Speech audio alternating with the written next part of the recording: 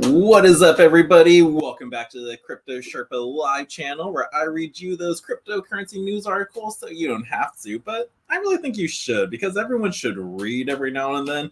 Me growing up, I hated reading. I never wanted to do it, but it just helps so much with learning. I know some people out there are more of a listeners out there, but some people may actually need to read just to have it stick in your noggin.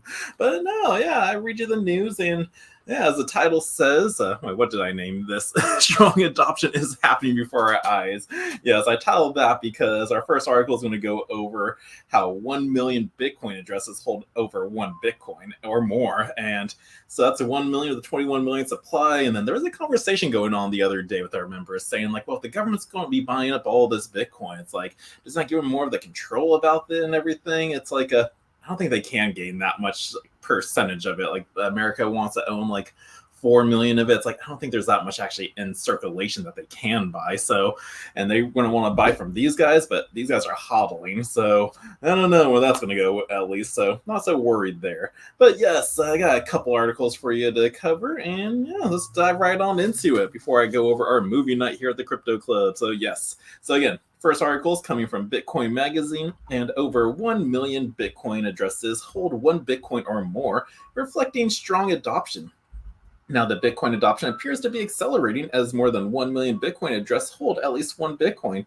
Now, just keep in mind, with all these guys holding at least over 1 Bitcoin, that's less Bitcoin Satoshis you can have. So I always say it, get some Bitcoin before it's too late. But yeah, let's learn a little bit more about these statistics. According to data from Bitcoin Magazine Pro, there are at least 1,012,650 Bitcoin addresses that contain 1 or more Bitcoin. And here's that chart right there. And it's been increasing since Bitcoin's inception in 2009. And yeah, so many are holding.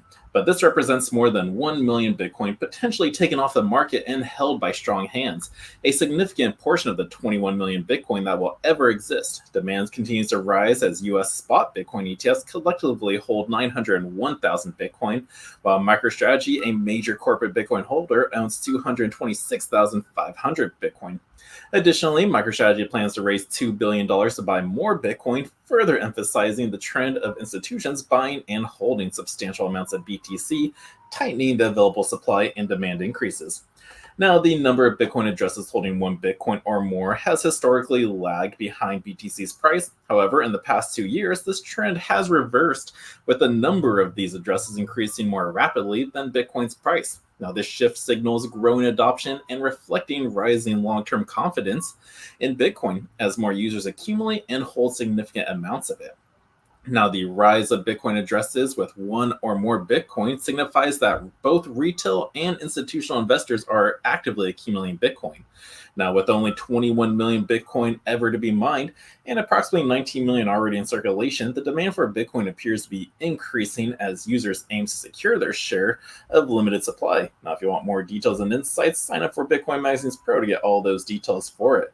But no, like there's really only 19 million circulation. Let's say there's 5 or 6 million gone and lost forever, just by people forgetting the seed phrase and whatnot. So now there's really only 13 million circulation. We know that at least over 1 million people or 1 million wallets out there hold 1 or more Bitcoin. We know MicroStrategy owns at least 225,000. Our next article is going to go over how Metaplan's buying more. And then like these ETFs, they're in control of like 900,000. So Bitcoin supply is going away, people. Go get it while you still can, because there's not that much out there. And if you're just relying on people to sell it to you, yeah, good luck with that.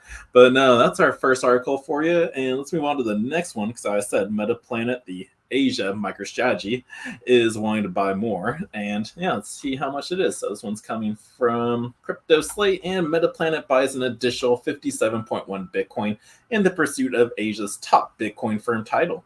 Now, the company CEO predicts that the company's stock would outperform rivals on the Tokyo Stock Exchange in the next 4 years, and that does kind of make sense. But yeah, Japan-based Bitcoin investment firm Metaplanet said it just purchased 57.1 Bitcoin for 500 million yen, equivalent to 3.3 million, according to an August 13th statement.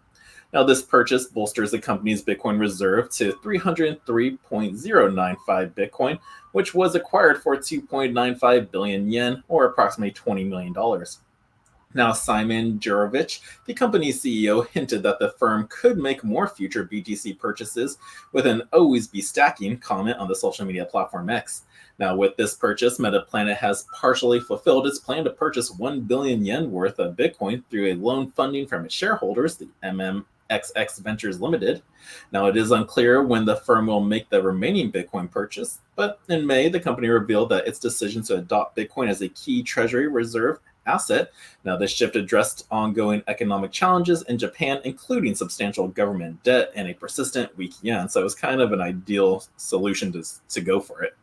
Now, the long-term goal with it, Jurovich stated that the company's long-term ambition is to become Asia's leading Bitcoin firm and acquire as much BTC as possible. He explained that we are focused on owning as much Bitcoin as possible over time, and through exciting initiatives like Bitcoin Magazine Japan, we aim to onboard countless individuals into the Bitcoin ecosystem. Jurovich anticipates that this strategy will help the firm's stock surpass its competitors on the Tokyo Stock Exchange within the next 4 years, and he draws a parallel to MicroStrategy, whose Bitcoin investment have boosted its stock performance against rivals on the S&P 500. MicroStrategy is the largest publicly traded Bitcoin holder globally and owns over 220,000 BTC valued at $13 billion, and Michael Saylor himself owns at least over $1 billion worth of it, as we found out. But notably, MetaPlanet's BTC pivot is already significantly impacting its stock performance. However, the latest purchase has had no impact on its stock, which declined about 6% according to Google's financial data. But nevertheless, the BTC investment company shares are up 600% on the year-to-date in metrics. So yeah, again, every time they're going to come out, if a company announces they're buying Bitcoin, I'm telling you that news. Just to tell you that Bitcoin's being adopted. In the last article we just saw, it's not just retail people, institutions are finally involved, and that was definitely, I knew was coming down the road for this cycle, because 2020's bull run was retail investors, people just stuck inside wanting to spend some money, but this one was all about institutions. So yeah, that's MetaPlanet's news, buying more Bitcoin and just taking away the supply that you cannot get. So again, get it while you can. Now let's move over to some Canadian news out there. What's going on with Canada? There's always something happening, but this one's coming from Cointelegraph, and Canadian crypto exchange gambled away $9.5 million of users' Bitcoin and Ether. The British Columbia Securities Commission reveals how EASBTC's founder misappropriated millions in customer funds for personal use, leading to significant investor losses. Tisk tisk. Now, this isn't our only article coming from Canada, but let's just go through this one first.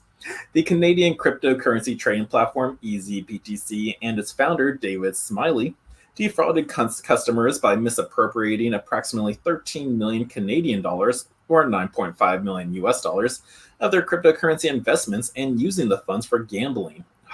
Oh my gosh, what a risk. Now, a panel set by the British Columbia Securities Commission, a provincial regulator in Canada, found that the EASBTC misappropriated customer funds for their own purpose.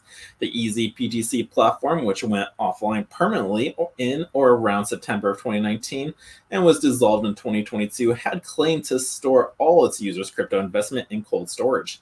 Now, during its time of operation between 2016 and 2019, EASBTC amassed over 2,300 Bitcoin and over 600 Ether from crypto investors. Now, EASBTC diverted 935.46 Bitcoin and 159 Ether for personal use and gambling. According to the BCSC panel, Smiley diverted nearly one-third of users' funds for gambling and personal use. Baxter, why are you barking over there? Now, we find that an aggregated 935.46 Bitcoin and 159 Ether were transferred by EASBTC to Smiley's exchange accounts and or to CloudBet and FortuneJack. The transfers to the two gambling websites were sometimes directed from EASBTC and then sometimes indirect from EASBTC. Now to Smiley's exchange accounts and then to the gambling website. So I guess he was trying to like wish-wash it, move it all around and whatnot. But yeah, so tisk out there. Now the panel further noted that the deceit orchestrated by Smiley and EASBTC led to actual loss as customers could not withdraw their assets. And here's order or just information about that. Yeah, the sanctioning timeline for EASBTC founder David Smiley, and the sources from the British Columbia Securities Commission. So it happened on September 3rd, September 7th, and then September 24th.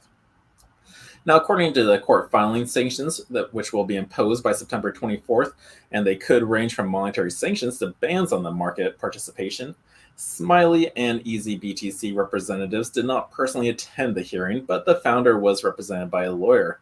Now, sluggish crypto adoption is happening in Canada. Overall, the crypto adoption in Canada has remained stagnant for over 2 years, with just 3% of the population using Bitcoin or other cryptocurrencies for day-to-day payments.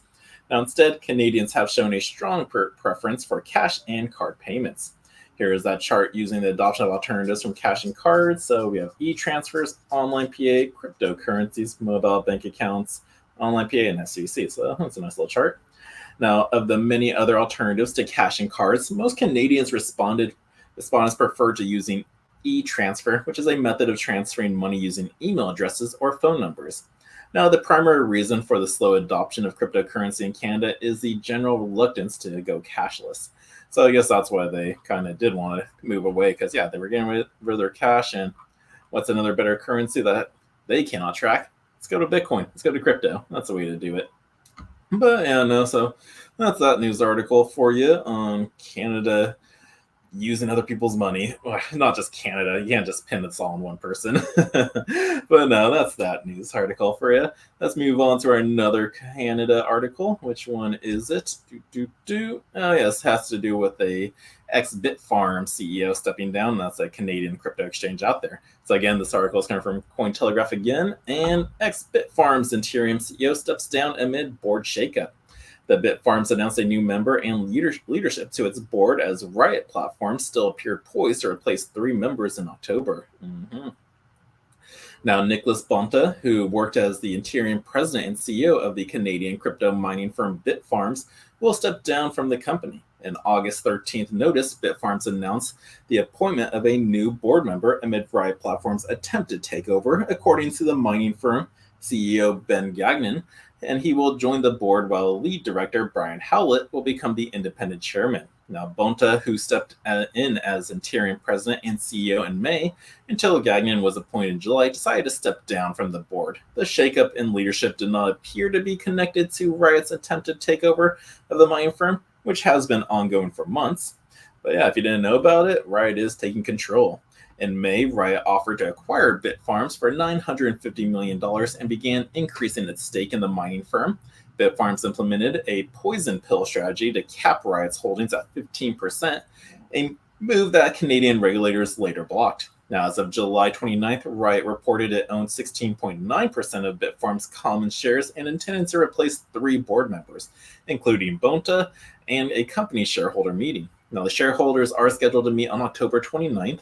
And Bitfarms reported in its second quarter of 2024 earnings that its stock rose roughly 22% and mining 614 Bitcoin worth $37 million.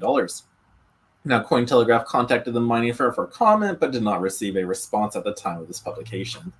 So that's what's going on there. Switching around, Riot bought the company, and now they're just shaking up its exchange details. But that's all the Canada news I got for you. Nothing from Ryan Reynolds, nothing from Hugh Jackman. It's still probably pretty popular out there with Deadpool. If you didn't see it, it is funny, but I think it's more for the nostalgic people like my age group, definitely the millennials and below, because we grew up with all the old X-Men movies, not Deadpool, Daredevil, and they just brought all these characters back together, and it's kind of so long for a while. So anybody like younger than me, I don't think they're going to care for it, but it was still a pretty funny movie. But enough about Canada. Let's go back to America. What's happening here? Well, I covered that Marathon Digital was buying more Bitcoin the other day, but now looks like they're stamping all Bitcoin that's been mined in Bitcoin labeled Made in America. So this article is coming from Bitcoin Magazine. And let's go through the title again. Marathon Digital now stamps all Bitcoin mined in America as Made in the USA. Marathon Digital Holdings has taken a patriotic step by labeling all Bitcoin mined in the U.S. with a Made in USA stamp, and they can totally do that because they are their own miners and they can implement it on the blockchain. But Marathon Digital Holdings, a leading U.S.-based Bitcoin mining company, has announced that all Bitcoin blocks mined in America will now be stamped with the label Made in USA. The company declared on X, the MARA is Team USA, proudly declared each American-made Bitcoin block we mined. Here's that tweet from them showcasing that, and there's the Bitcoin Oracle transaction, and bam, you see Mara Pool, made in USA. So that's on the Bitcoin blockchain forever, just like how Baxter is. Remember when I minted her as a rune? But yeah, so they are able to do it. But how can they? This article does go over more of it. Fred Thiel, CEO of Marathon Digital, emphasized this commitment, stating every block mined by Mara Pool in the USA is proudly stamped by Made in the USA. We are the only large-scale miner who can do this because we run our own pool and ensure that all blocks that are mined by Mara Pool are made in USA.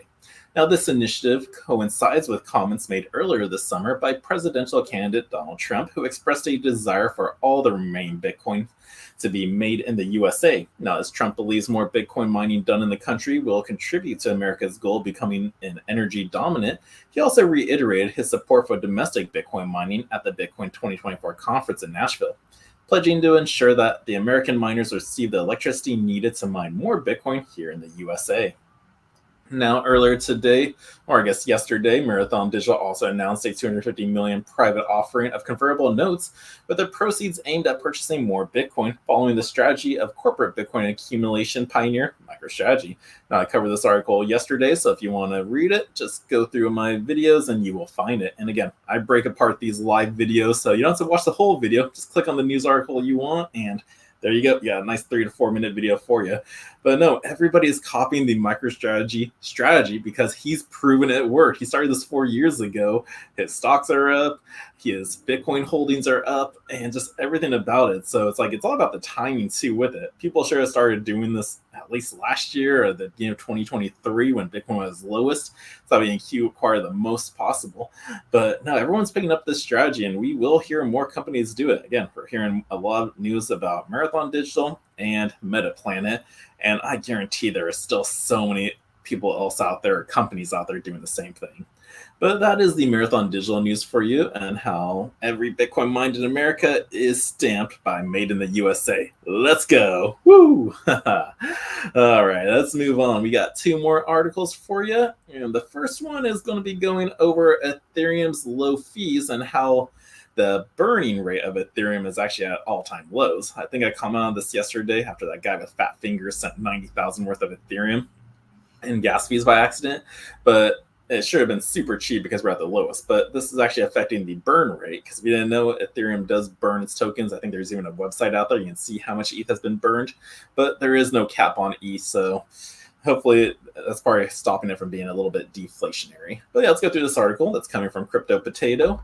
So Ethereum base fee collapse causes ETH burn to fall drastically. Now, only 210 ETH were burned on August 10th. Hold on, let me get away this ad. Puppy dog is off of my screen. There we go. All right. So the Ethereum network is currently experiencing its lowest level of ETH burning this year. Data suggests that the base fee briefly tumbled to a multi-year low of almost 0.8 Gwei. Now, this significant drop in base gas fees has led to the reduction in ETH issuance, with only 210 ETH burned on August 10th, which represented a record low for 2024, according to Ultrasound Money. Now, this is a huge drop from the figure recorded on August 5th, when base fees spiked to around 100 Gwei, causing the daily ETH burn to soar to 5,000 ETH. As a result of these low gas fees, the network inflation rate has surged, with net ETH emissions surpassing 2,000 ETH. So that's a big, big difference right there. Now, what is the gas limit increase amid low ETH burn?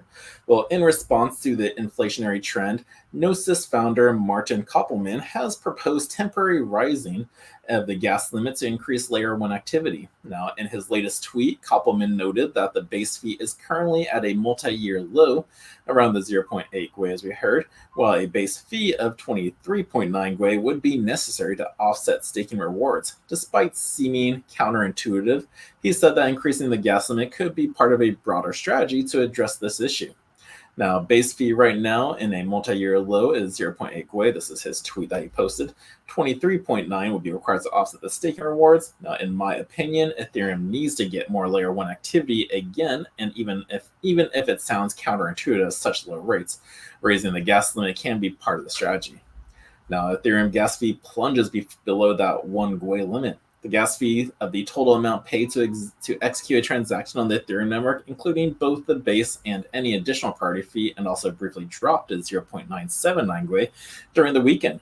Now, the latest figures reflect the effects of the London hard fork, which introduced in August 2021, which implemented a mechanism for burning the base fee to reduce the supply of ETH.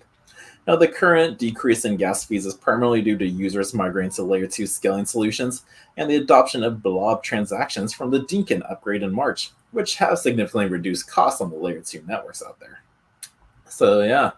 But yeah, so that's just that news for you. Like, do they really need to raise it? I don't know. I'm kind of liking it being low right there because I got a couple ERC20 tokens out there and I don't want to spend a hefty amount to move them or swap them for back into Bitcoin because that's what I do. And that's probably what a lot of traders do out there. Like, we kind of want to see a little bit of a gain faster than the rise of Bitcoin. So we'll take our chances maybe with like 10% of our portfolio and like put it in some altcoin. And then once we get to that nice little limit, we'll swap it back for Bitcoin just to acquire more of it because that's the best asset that I definitely want to acquire. But yeah, so that's the Ethereum news for you. And let's move on to our final article of the evening. And this one's coming from Cointelegraph and looks like Coinbase expands crypto services to Hawaii. That's right. Hawaii residents can now gain access to Coinbase platform, including crypto staking options, following recent regulatory changes. Very nice. So Coinbase, a centralized cryptocurrency exchange, has announced the expansion of its service to Hawaii, allowing residents to buy, sell, and manage their digital assets. According to a press release shared with Cointelegraph, the development follows substantial regulatory changes by Hawaii's Department of Commerce and Consumer Affairs Division and financial institutions. Now, they were like, we work diligently with local authorities to ensure we can enter the Hawaii market and welcome their innovative, responsible approach, now which aligns with our goal of providing a safe and compliant environment for all. Now, what are the implications for Hawaii residents? What do they need? Well, the press release states that Hawaiian residents can now access Coinbase's platform and use it as their respective apps to gain exposure to hundreds of cryptocurrencies. Hawaii customers can now have access to a suite of crypto services, including staking, where they can earn up to 12% APY in staking rewards on popular assets out there, which is probably definitely a lot better than keeping it in the bank, right? Mm-hmm. Now, the press release also stated that residents can transfer their assets internationally after years of expressing a strong interest in crypto on Coinbase. Now, Hawaii has previously had restrictive regulations for crypto business, making it difficult to operate crypto-related services in the state. The state's requirement that crypto exchanges maintain cash reserves equal to the value of digital assets held by customers effectively made it nearly impossible for crypto businesses to operate in the state. Now, the DFI relaxed these regulations and restrictions as part of the Hawaii's Digital Currency Innovation Lab pilot program, which was launched to remove the reserve requirement. Now, Coinbase first the SEC pushback. On August 5th, the U.S. Securities and Exchange Commission filed a motion to deny Coinbase's efforts to reveal certain documents, including the SEC internal and external emails. The SEC argued that the requests for the emails, which detailed the application of security laws to digital assets, were overly broad and sought irrelevant material. Now, Paul Grewal, chief legal officer at Coinbase, stated that in an X post on X on August 6th that these documents were necessary to reveal the SEC's inconsistent views of digital assets and its own regulatory reach. Now, hopefully when Trump gets in, again, he'll do what he said, fire Gary Gensler day one, and maybe we'll get a better person in there with different views. I always hear one of our investors say that the guys, whoever gets appointed next will just be the same viewpoints of it all. They got to protect the dollar, but the dollar's going away, and Trump's already calling like Bitcoin a currency, not a security, not a commodity, a currency. So we'll see what changes there with a new appointment. But no, so yeah, Hawaiian residents can now use Bitcoin. Huzzah, or not use Bitcoin. They've always had access to it. As long as you have a non-custodial wallet, you can get someone else to buy it for you, send it to them. They got access. But now they can buy it themselves through a centralized exchange. But I don't like centralized exchanges. They keep track of you. They cause taxable events to take place. Once you acquire it, move it off and just start exploring the DeFi space. It's so much better. But outside of that, I recommend Caleb and Brown. And yes, they signed me the paperwork finally, so I can go sign that, get a nice affiliate link partnership program with them. So now I'll get my nice little intro going saying this video is sponsored by Caleb and Brown. Oh, I cannot wait. But yeah, but that's all the news I got for you today. Let's take a look at the Fear and Greed Index on CoinMarketCap. looks like we are at a 52 right now. People are getting greedy. It was just like last week when we were during Black Monday. Everyone was also fearful. We were at 33, and I told you that was a good time to buy. And Bitcoin dropped from 64 to 50, and now we're at 60,000. So you could have got a nice little price because of what we're at in the 7 days, 7%. Yeah, still, that could have been a nice 7% increase for you, which is not bad because most people are excited about that with the stock market. But no, getting that with just a week, oh yeah. But yep, that's all the news I got for you. It is 5:56. I gotta start my next stream to showcase movie night here at the Crypto Club. Again, we do it every Tuesday at 6 p.m. Come in person, watch an educational documentary. That way you can learn about Bitcoin, blockchain, AI, just anything to help you expand your knowledge on the space. But I hope you enjoyed this video, and if so, smash that thumbs up, subscribe to the channel, and until next time, the Crypto Sherpa is out.